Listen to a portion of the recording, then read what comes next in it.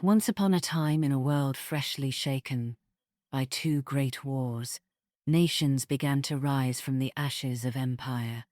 Flags were raised where they had long been forbidden.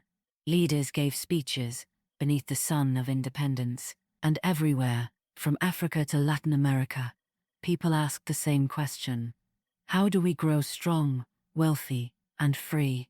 In distant universities, far from the dust of the villages and the hum of the markets, the scholars replied with a neat and shining answer. Modernization, they said. Follow our path, build factories, open markets, educate your people, adopt capitalism and democracy, and you will become like us. It sounded so simple, so fair, but far across the ocean, a man born in Germany in 1929, raised under war's shadow, and trained under the likes of Milton Friedman, saw something different. Modernization? No. What I saw were nations tied to a machine that served others, not themselves. By the mid-1960s, Frank saw firsthand how countries that embraced foreign investment, export-led growth, and economic liberalization did not necessarily become richer or more self-reliant. Instead, their economies remained dependent, vulnerable to commodity price shocks, foreign capital, and trade imbalances. As someone who had lived in Brazil and Chile, in the very heart of the so-called developing world, he listened not to theories but to workers, farmers, and small shopkeepers, and he saw the truth behind the promise. Wealth leaving as fast as it came. Economies built to serve others, people striving but never catching up. To him, modernization theory was not a roadmap.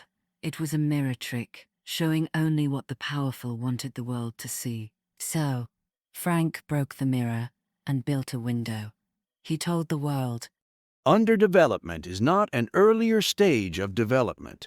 It is a condition created and sustained by the very system that claims to help. He named it dependency theory. He described a world split into two. First, the core, rich and industrial, consuming and commanding. Second, the periphery, poor and raw, exporting labor and resources, trapped in a cycle of extraction and debt.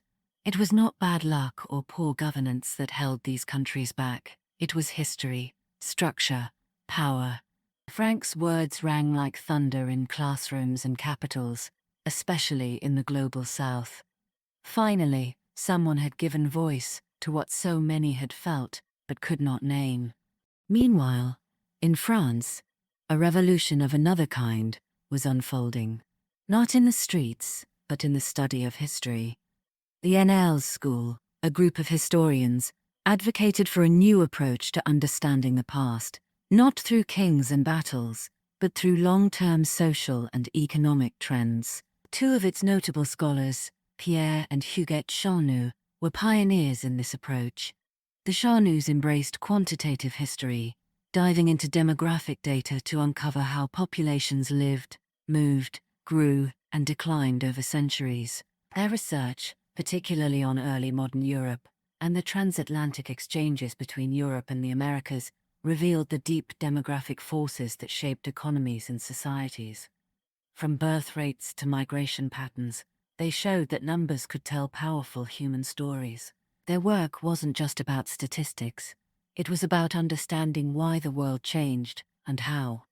While Frank showed the global machine as it roared in the 20th century, the Chaunus traced its origins: slow, silent, statistical, and undeniable. Together, the contributions of GUNDER Frank and the Chaunus represent two powerful ways of seeing the world: a critical lens on economic systems and power structures, and an empirical exploration of population and change over time.